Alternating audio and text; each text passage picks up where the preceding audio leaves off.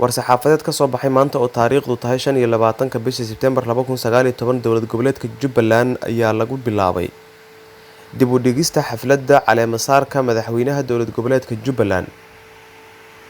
Dowlad goboleedka Jubbaland waxa ay halkan ku wargelinaysaa dhammaan marti sharafta iyo wufuudii la casuumay shacabka dowlad goboleedka Jubbaland, ummadda Soomaaliyeed iyo beesha caalamka in muddo kooban dib loo dhigay xafladda munaasabadda caleemasaarka madaxweynaha dowlad goboleedka Jubbaland oo lagu waday in ay dhacdo Sebtembar 26 2019 oo ku beegan Khamiista berri ah.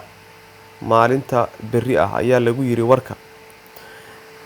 dib u dhigista xafladda munaasabadda caleemasaarka madaxweynaha ee dowlad goboleedka Jubbaland ayaa timid markii sifo aan sharci ahayn xukuumadda federaalka Soomaaliya ay ku hor istaagtay wufuud iyo marti sharaf ka soo qayb gali lahayd munaasabadda oo ay ka mid ahaayeen madaxweynayaashii hore ee dalka, xubnaha labada gole ee baarlamaanka federaalka Soomaaliya iyo marti sharaf kale badan. Socdaalkoodii ay ku imaan lahaayeen magaalada Kismaayo ayaa lagu yiri warka qoraalka ah ee ka soo baxay dowlad goboleedka Jubbaland.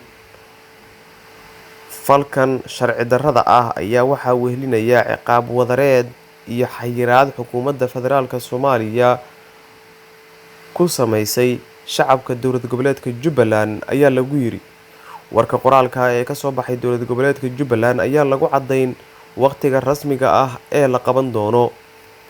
In warqadan ay soo baxdo ayaa ka horeysay hadalhayn badan oo la xiriirtay in xafladda caleemasaarka madaxweynaha dowlad goboleedka Jubbaland Axmed Maxamed Islaam Axmed Madoobe dib loo dhigi doono. xafladda caleemasaarka Axmed Maxamed Islaam Axmed Madoobe madaxweynaha dowlad goboleedka Jubbaland oo goor sii horeysay la doortay ayaa muran badan dhalisay kadib markii madax u socotay oo uu ku jiray madaxweynihii hore ee dowladii ku meel gaarka ahayd Sheekh Shariif Sheekh Axmed. khilaaf xoogan ayaa soo kala dhex galay dowladda federaalka Soomaaliya iyo maamul goboleedka Jubbaland goor sii horeysay, maadaama dowladdu tiri waxaan rabnaa inaan qayb ka noqono maamulka doorashada dowlad goboleedka Jubbaland, halka maamulku uu arrinka ku gacan sayray. Doorasho la qabtay Jubbaland ayaa waxaa ku guuleystay madaxweynaha dowlad goboleedka Jubbaland.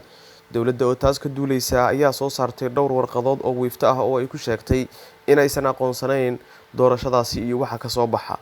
halkaas marka ay joogto Jubbaland oo shaqadeeda sii wadata ayaa casuuntay madax kala duwan, waxaana ku jiray madaxweynayaal hore oo ay ka mid yihiin Xasan Sheekh Maxamuud iyo Sheekh Shariif Sheekh Axmed. Diyaaraddii siday Sheekh Shariif Sheekh Axmed ayaa timid garoonka diyaaradaha ee Muqdisho. Mid kale oo shacab saarnaa oo uu rabay inuu u raaco magaalada Kismaayo ayaa la hor istaagay. taasina waxa ay sababtay in dowladda gaar ahaan xukuumadda federaalka Soomaaliya ay sheegto in guud ahaanba la hakiyay duulimaadyadii tagi jiray magaalada Kismaayo.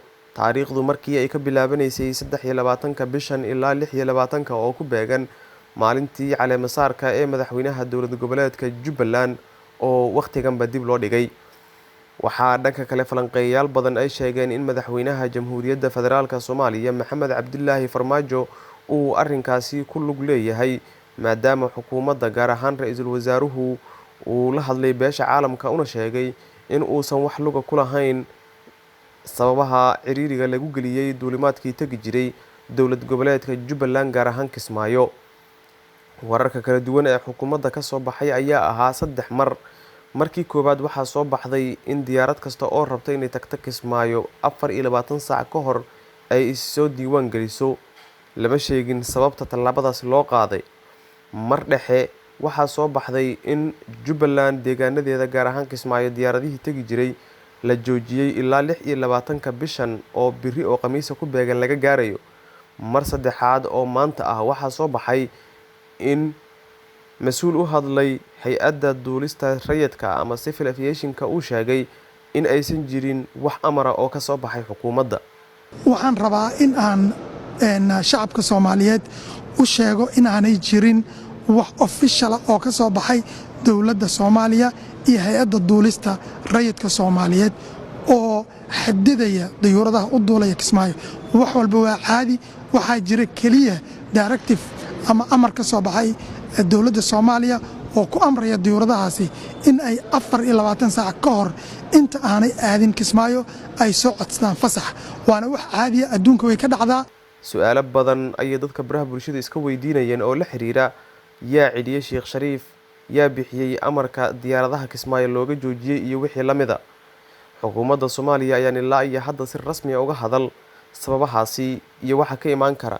Waxa kale oo wararka la helay ka mid ah in madaxweynaha Jamhuuriyadda Federaalka Soomaaliya Maxamed Cabdilaahi Farmaajo uu u qabtay ama diyaaradahaasi dartiis loo joojiyey si xafladda caleemasaarka madaxweynaha Jubbaland iyo hadal jeedintiisa oo isku waqti ahayd 26 kana ku wada beegnayd aan qalqal looga gelin.